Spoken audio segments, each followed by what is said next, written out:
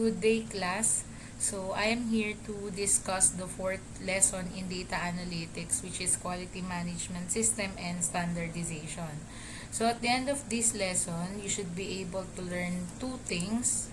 Now, first is to understand the concepts of system, which is the quality management system and Johari's window, as well as the ISO 9000.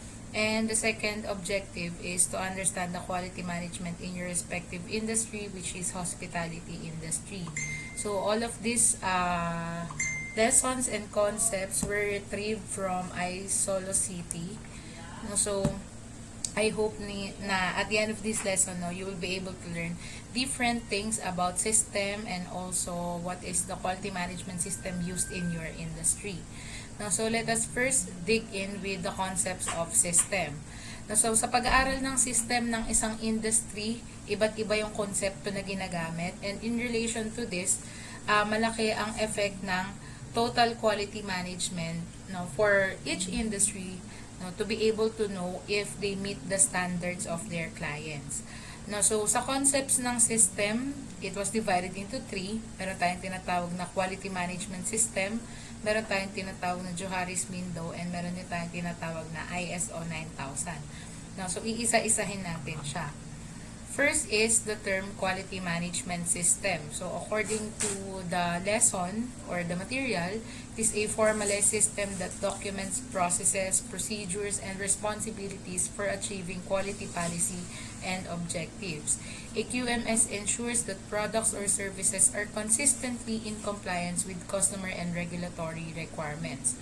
So sa madaling salita po, yung quality management system or QMS, ito po yung pagdo-document po ng lahat ng processes, lahat ng procedures, lahat ng responsibilities na ginagawa ng isang industry para ma-check nila if namimit talaga nila yung quality, yung standards, yung needs and wants ng consumers based doon sa demand ng kanilang industry. Like for example, on your case, sa hospitality industry, maraming bagay yung dapat fino-formalize na processes and documents dahil maraming bagay po yung nasasakupan ng industriya nyo. Kamukha na lamang ng safety ng clients, quality ng pagkain, waste management system, kung paano magtapon ng basura, as well as the environment, sa anong aspeto kaya sila nakaka-apekto sa environment na meron yung isang bansa, for example, on those cases. And sa quality management system, i-document natin lahat ng processes na ginagawa ng different departments, as well as ano yung mga procedures na ginagawa ng mga employees, ano yung responsibilities ng mga employees, para malaman ng mga kliyente kung kayo ba ay nag-ooperate legally or not. So, yun po yung QMS or Quality Management System. And it is important, QMS is important because it requires several regulations, standards, and guidelines across multiple industries, and it ensures a company consistently delivers uniform and high-quality products or services. So, if in case an industry doesn't have quality management system, sa madaling salita, hindi sila sumusunod sa batas dahil hindi naman nila namimit yung requirements na kinakailangang ipasa sa mga regulatory boards, such as the government, yung mga government agencies, mga auditing bodies na kailangan na pinagdadaanan ng mga industries.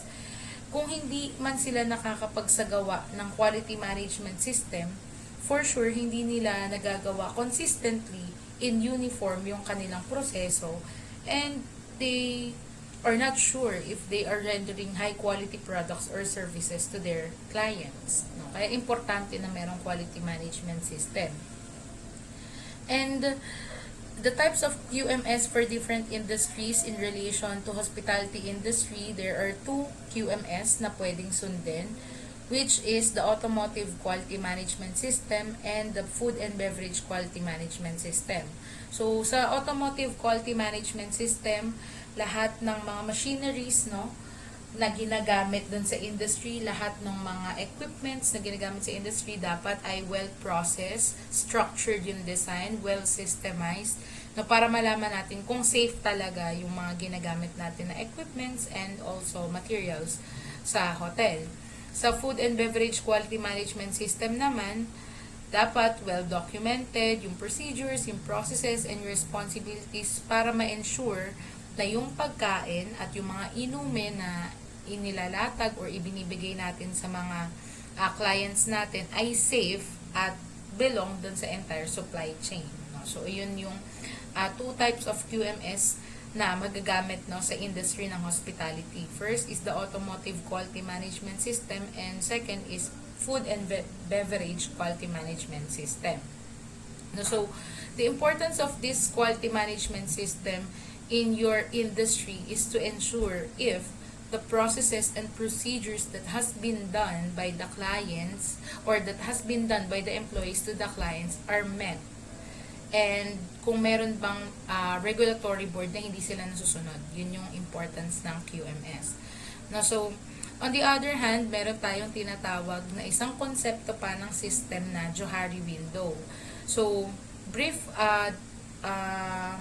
idea lang regarding the Johari window. So, this has been a social sciences and philosophy topic to discuss. No, hindi siya talaga in relation to business or in relation to hospitality industry, but some cases no ginamit itong Johari window at pinalitan yung mga terminologies para maging applicable siya sa business side or sa business world. No, so i-discuss natin both kung ano yung definition ng Johari window sa philosophy and also ano yung definition ng Johari window or ano yung importance ng Johari window sa business side, which also relates in your industry. No, so sa Johari window, as stated no sa kanyang concept or sa kanyang title, mukha po siyang bintana and nahati siya sa apat na konsepto: known to self or alam sa sarili, not known to self or hindi alam sa sarili, known to others or alam ng ibang tao, and not known to others or bagay na hindi alam ng tao. So, nahati po siya sa apat. And among all of those four concepts, meron ding apat na context na pinag-uusapan, which is the open area or arena, blind spot, hidden area or facade, and the great unknown. So, isa-isahin natin siya. So, Johari window is a model developed by psychologists Joseph Luft and Harrington Ingham in 1955. So, basically, it unpacks self-awareness to help people understand their relationship with themselves and others. But it can also be applied to businesses with powerful results. If we replace the word self with company and the word others with market, we create a powerful mind map to help you categorize your business level of awareness. Now, so, just like what I've said earlier, yung Johari window is a model no used to somehow know yourself and how you act to other people, and this concept or this model helps you to know how other people perceived you and how you view yourself. No? So, yun yung relationship niya sa philosophical side. Pero, if we will use it on the business side, no, so yung term daw na self ay papalitan lang natin ng company, and yung term na others ay papalitan natin ng market, which is our consumers or clients. No, sa Johari window model in philosophical side, when we talk about the open area or arena, this is what is known to the self as well as to the others. So, from the word open area, kapag pinag-uusapan natin yung alam ng tao tungkol sa iyo at alam mo tungkol sa sarili mo, iyon yung unang konsepto ng Johari window model. Kasi may mga bagay tayo na we know about ourselves and we allow others to also know it. So, iyon po yung unang concept. Now, second one is blind spots. This is what is known to others but not to the self, an important concept that we'll unpack a little later. So, sa blind spots naman, this is from the concept of hindi mo alam, pero alam ng ibang tao tungkol sa'yo, na kailangan mong somehow ng oras no, para matuklasan kung ano ba yung alam nila tungkol sa'yo na hindi mo pa alam sa sarili mo. No, so, again, we are talking about Johari window model in philosophical side. No? So, philosophical side yung pinag-uusapan natin. And in some cases, no, may mga bagay tayo na actually we didn't know about ourselves na natuklasan lang ng ibang tao. Tapos na-accept lang natin na, ay, ganito pala ako. Buti napansin mo. Thank you for somehow saying it to me na ganito pala ako kasi hindi ako aware. Hindi ako fully aware na ganito pala ako. So, yun yung konsepto ng blind spots. Third is the hidden area or facade. This is what is known, not known to others but is known to the self. No, so, yung concept kanina ng blind spot is you as yourself, you didn't know that thing, yet the other people know it about you. Kapag the hidden area or facade, that is the thing that you know about yourself, but the others don't know. So, somehow, yung introverted side mo naman, yung parang ikaw lang yung nakakaalam na ganito ka, yet hindi alam yun ng ibang tao. No, like, for example, hindi mo naman pinapaalam sa ibang tao na bookworm ka, na mahilig ka palang magbasa. Pero alam mo sa sarili mo na mahilig ka magbasa, yet hindi naman nila nakikita na lagi kang nagbabasa ng libro. No, so may mga concepts na ganun sa buhay na we accept it and we are self or fully aware about something, yet the other people doesn't know about it. So yun naman yung hidden area or facade. And the fourth one, in the Johari window model, philosophically speaking, is the great unknown. So this is what is unknown to the self and to others, very difficult to uncover. So there are some mysteries in life, no, na you as a person didn't know it yet, and the other people doesn't know it too. No, so, yun lang, ganun lang siya kasimple. May mga bagay na pinapaalam tayo sa tao na alam natin tungkol sa sarili natin. May mga bagay din na hindi natin alam sa sarili natin na alam ng ibang tao tungkol sa atin. Meron din namang bagay na alam natin sa sarili natin pero hindi natin pinapaalam sa kanila, at may mga bagay na hindi tayo alam pareho. Ikaw bilang tao at sila bilang mga ibang tao sa buhay mo. So, iyon yung Johari window model sa side ng philosophy. No, so how about in business? So sabi nga kanina, papalitan lang natin yung term na self ng company and yung others ng market. No? Pero same concepts pa rin, apat pa rin yung konsepto na pag-uusapan, pero i-relate lang natin siya sa business side. No, so sabi dito, merong known to company, merong not known to company, merong known to market, and not known to market. No, so divided into 4 din siya, and nirelate siya, no, sa business world. No, so first one is mutually understood truth about your company. This occurs when your value and your target customer's perception of your value is aligned. Obviously, this is ideal. So, on the business context, tayo bilang parte ng isang negosyo, meron tayong bagay na gusto nating ipaalam at ipamuka sa ating mga mamimili. Na eto tayo, kailangan ganito nila tayo ma-perceive. No, like for example, on the case of Okada, no, alam ng Okada na 5-star hotel sila. Alam din ng consumers na 5-star hotel sila. So, mutually understood ng both clients and also ng business owner na ito yung dapat perception ng tao tungkol sa atin, na 5-star hotel tayo. So, yun yung una. Just like the concepts on the philosophical side, there are some things that we know about ourselves and the others know about us. So, sa business context, mutually understood. Anong alam mo tungkol sa'yo sa loob, ay ganun din ang alam ng mga kliyente at consumers sa labas. So, yun yung first concept. Second one is blind spot within your company. This happens when your customer's perception or experience is not aligned with the value you supposedly offer, otherwise known as the danger zone, a place you do not want to be. So, kung babalikan natin yung concept kanina, there are some things, no, as a person, na hindi mo alam tungkol sa'yo, yet alam ng ibang tao tungkol sa'yo. No, so, sinasabi dito sa konsepto ng business side, na kapag may alam yung mga consumers na bagay, or may nasasabi yung mga consumers na bagay tungkol sa'yo na hindi mo alam, ay delikado daw ito. No? Danger zone daw ito.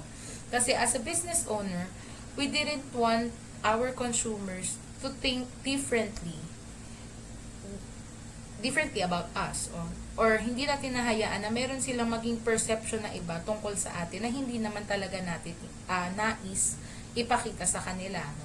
Like for example, sa case ng Okada, napakaganda ng Okada, 5-star hotel, amenities-wise, 5-star, food-wise, 5-star.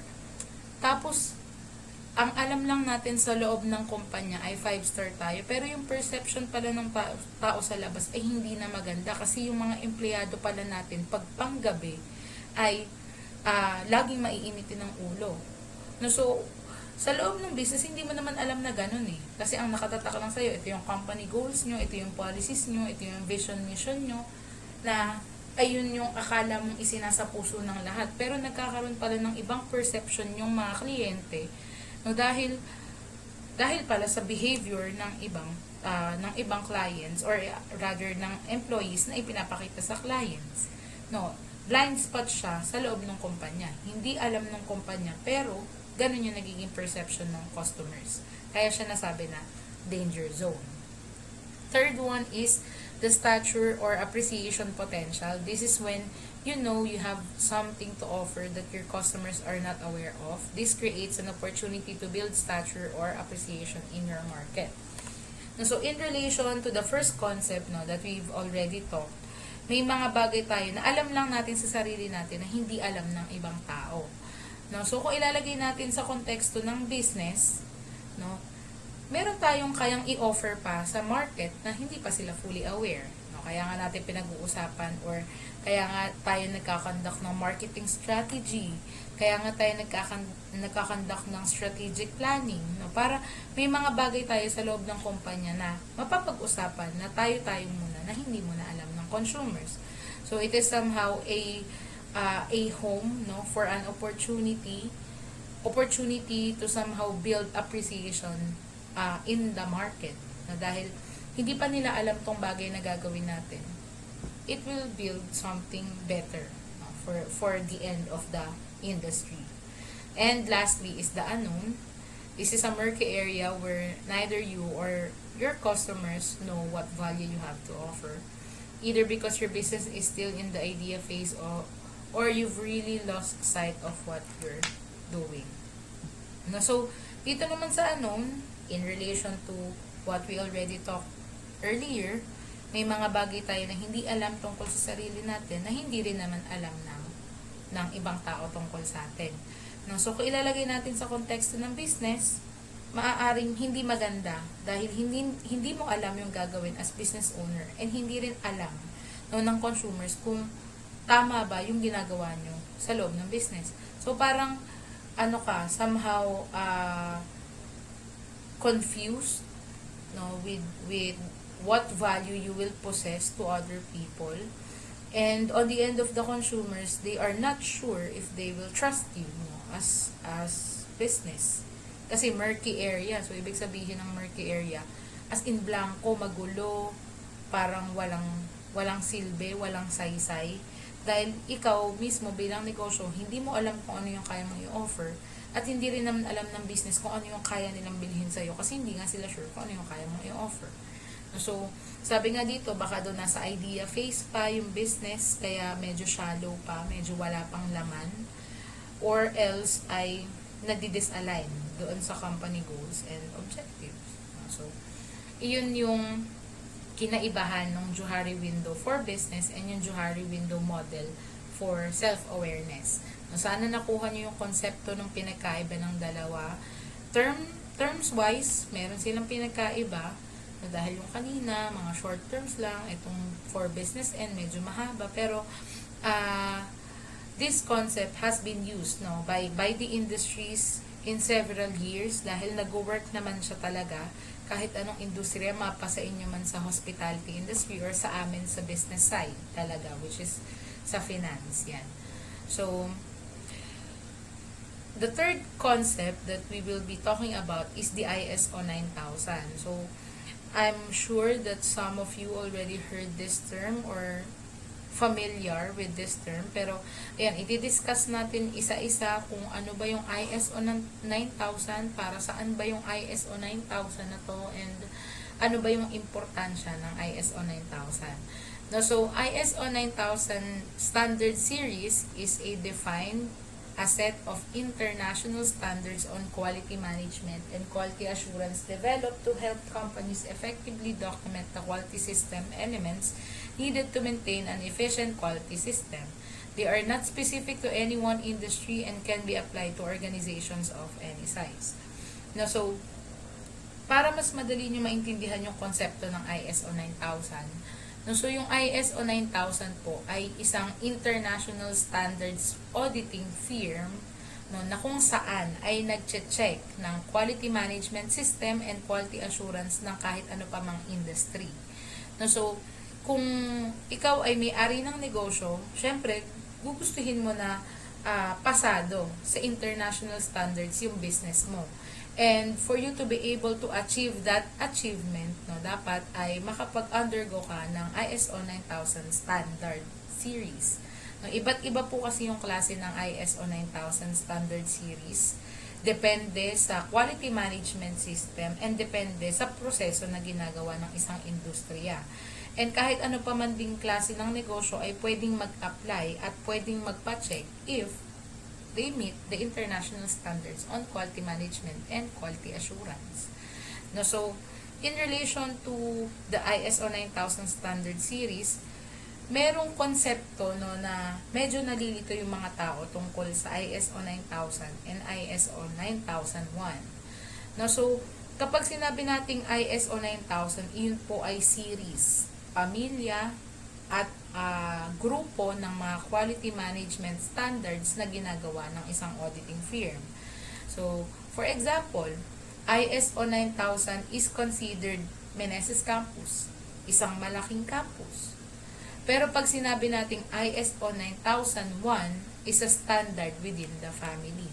Kapag nilagyan natin ng 1 or tinawag nating ISO 9001, ito po ay parte lang ng ISO 9000. No? Isang example pa, ISO 9000 is considered Meneses Campus, ISO 9001 is the Hospitality Management Department.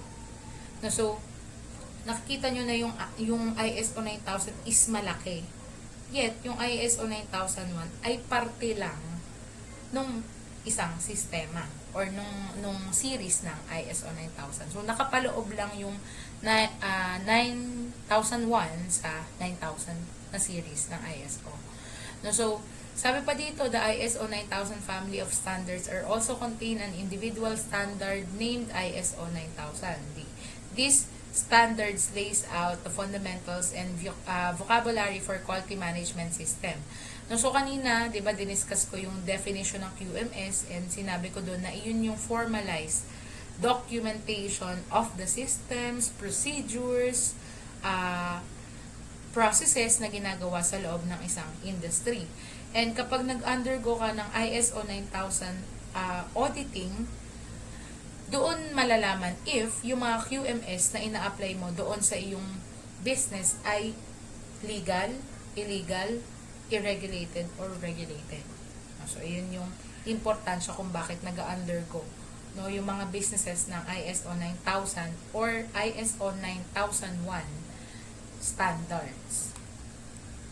So, sa principles, no, ng ISO 9000 2015, ang chine-check dito ay yung quality management system or the procedures done inside the industry. No, so, meron siyang focus na 7 concepts kapag ISO 9000 2015 yung pinapacheck. No, so, sabi dito, inaalam yung system sa customer focus, inaalam yung quality management principles sa leadership, inaalam yung quality management sa engagement of people, process approach, improvement, evidence-based decision making, and relationship management. No, so yung ISO 9000 2015 ay nag-check ng 7 quality management principles na ina-apply doon sa loob ng isang industry. No, so, in relation to the hospitality industry or doon sa hotels, dahil yun yung discussion natin sa data analytics, hindi naman natin maikakaila na kailangan i-check yung quality management system ng isang hotel based on the customer focus. Kasi client-based ang isang hotel.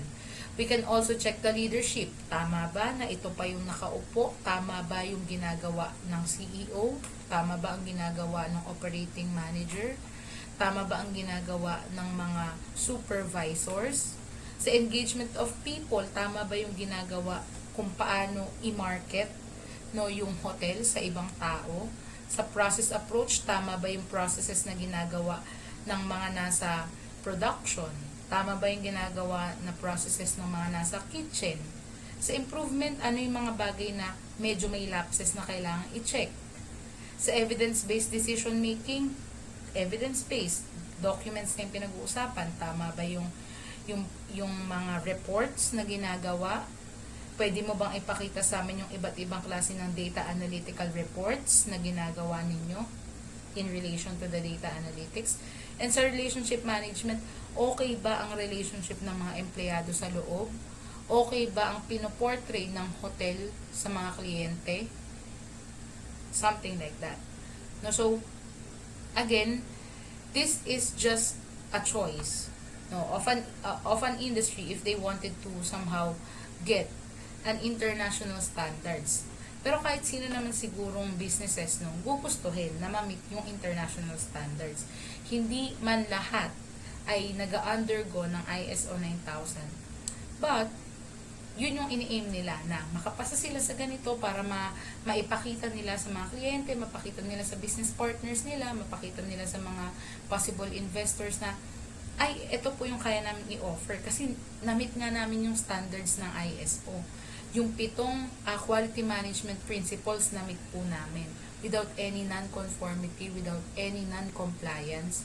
So, trustworthy sa mata ng client, sa mata ng investors, yung hotel, just in case na nag-undergo sila ng ISO 9000 2015 auditing. So, yun yung importance niya. Yan, benefits of ISO, paulit-ulit ko lang nababanggit kanina pa na it offers foreign clients goods and services of the highest possible standards, increasing customer loyalty and satisfaction while strengthening relationship between themselves and clients. So, yun din yung konsepto na nabanggit ko kanina. And napakalaki ng benepisyo laki ng benepisyo sa end ng industry, sa end ng businesses, kung sakali man nag-undergo sila sa ISO standards. Kasi, they can attract foreign investors, they can gain customer loyalty, and they can strengthen somehow the relationship they have with themselves sa loob ng business and also dun sa kanilang mga kliyente. So, yun yung benefits ng ISO. And, iisa-isahin natin, dahil nga sinabi natin na yung ISO 9000 is a series, a family of standards. Sa industry nyo kaya sa hospitality, ano kaya yung mga ISO standards na pwede nyong kuhanin? Or pwedeng kuhanin ng hotels para ma-ensure nila na highest quality and international standards yung kaya nilang i-offer sa clients. So, divided into many kinds itong ISO standards na pwede sa hotel ninyo, and iisa-isahin natin siya. So, first is the ISO 22000 version 2018 or the Food Safety Management System. Now, sa ISO 9001-2015 na-discuss na natin kanina, meron din tayong tinatawag na ISO 14001-2015 or the Environmental Management System, na ang main focus nitong ISO 14001 standard is about environment or environmental management system. Sabi nga dito, these standards also helps you in managing your resources and reducing wastage in order to make your activities environmental friendly. So, ang sole focus lang ng 14001-2015 ay tungkol sa environment. Ano ba yung mga bagay na pwede pang i-improve ng businesses para hindi sila maging impactful masyado na pangit sa environment? Ano bang mga klase ng mga processes na kailangan nilang tanggalin or gawin para hindi masyadong maging negative yung impact nila sa environment? So, once na nag-undergo ka ng ISO 14001-2015 at nakakuha ka ng certification about environmental management system, ibig sabihin, you as an industry follows the regulations of the government, the regulations of international standards about environmental management system. So, yun yung pinaka-main focus ng 14,001 standard ng ISO, which is Environmental Management System. Next is the 45,001 standard. No, so, kung kanina ang pinag-uusapan natin ay environment, ito namang 45,001, ang focus niya ay yung Occupational Health and Safety Management System. No, so, sabi dito, this ensures that your staff and your guests are safe from any occupation-related injuries. No, kung nag-undergo ka naman ng ganitong klaseng standard, ine-ensure mo naman na safe yung place kung saan nagstay yung mga clients and yung mga staff. No, as hotel, syempre clients-based tayo, accommodation ang nature ng ating business. So, dapat maipamalas natin sa mga kliyente na safe po kayo. As our guests, hindi po kayo mapapahamak dahil meron po kaming certification ng ISO 45001. And ang pinaka-focus nun ay Occupational Health and Safety Management System. Next is the ISO 22018 or the Food Safety Management. Ito yung nandun kanina sa ating slide. No, so sa ISO 22000, solely designed siya sa food supply chain safety. No, para ma-check if yung mga pagkain po ba na inihahanda sa loob ng hotel ay organized, sumusunod sa food safety hazards, and safe na kainin ng mga tao. So, bakit kailangan pa tayong umabot, di ba, sa ganun? Kung iisipin mo, ba't kailangan pang umabot sa, ba't mo naman i-check pa kung safe yung pagkain? Or ba't kailangan pa natin mag-undergo ng certification just to say na safe yung pagkain? So, babalikan ko lang uli yung konteksto kung bakit kumukuha ng certification. Para mas tumaas yung kalidad, no, ng standards na kayang i-offer ni hotel sa mata ng mga clients. Kung meron ka nitong ISO 22018 or Food Safety Management System Certification, kaya mong sabihin sa mga tao na kahit ano pong i-offer namin ay well-controlled at pasok sa international standards dahil sumusunod po kami sa safety hazards and safe pong kainin ito ng mga tao. So, makita lang nila yan. No? Kung naiintindihan lang ng mga clients, tapos nakikita lang nila yung logo na yan. So, hindi naman kasi inaalaw ipagamit, no, sa mga industries yung ganitong logo kung hindi naman sila certified nitong governing body na to or nitong auditing body na to. Pero kapag nakita yan ng clients na nakakaunawa kung tungkol saan yung ISO, it will give them peace. Na, okay, safe yung pagkain kasi nag-undergo sila ng ganitong klaseng certification. And, if I'm not mistaken, this is the last one, which is the HACCP or the Hazard Analysis Critical Control Points, na alam ko as HM students ay familiar na kayo dito sa term na to or nakikita nyo na to somewhere sa mga packaging, nakikita nyo na to somewhere sa pagkain, nakikita nyo na to somewhere sa mga industries. And so yung HACCP or Hazard Analysis Critical Control Points is a systemized approach that aims to provide the foundation for observing the total food network right from harvesting to utilization or consumption and to diminish the risk of foodborne disease. So basically, the system is outlined to identify and control all the potential risks or problems before they take place. Now, so sa HACCP, it somehow relates the supply chain of the food to the mouth of the consumers. Now, kung sakaling ikaw ay certified ng ganitong klaseng ISO standards na HACCP, you can assure the people na lahat ng mga materials, lahat ng mga raw ingredients na ginagamit sa pagkain, ginagamit sa hotel ay safe, mula pa doon sa kung saan siya kinuha hanggang sa kung paano siya ginawa at kung paano siya iaahin dun sa tao. So, ang reason kung bakit kumukuha ng HACCP is para mabigyan somehow ng assurance yung suppliers na safe yung kanilang ibinibigay sa hotels, and para rin mabigyan ng assurance somehow yung hotel na lahat ng mga ino-offer nila sa kanilang client ay well protected kung paano kinuha ni, for example, mula pa lang sa patatas bago siya maging french fries, no, doon pa lang sa tot na kukunin mo sa farm hanggang sa paano mo siya ipe-preserve, paano mo siya ipo-process para maging french fries, hanggang sa makarating na sa bibig ng mga clients, safe lahat ng processes na ginawa. Kasi nga, nag-undergo ka ng HACCP, which is the Hazard Analysis Critical Control Points, na isa ring parte ng ISO 9000 series of standards. No, so, again, this quality management system, no, under ISO na po pwedeng i-undergo ng hospitality industry ay makakapagbigay ng magandang image, no, sa hotel, dahil international standards na yung kanilang sinusunod, and they can attract foreign investors, they can assure their clients na safe yung kanilang ino-offer, and they can gain a customer loyalty because of these certifications. No, so, yung ISO 9001, ISO 14001, ISO 45001, ISO 22000, and the HACCP. No, so, 5 na ISO standards yung pwedeng i-undergo ng isang hotel para ma-meet lang yung international standards na tinatawag at maging nila yung magandang reputation sa end ng mga consumers.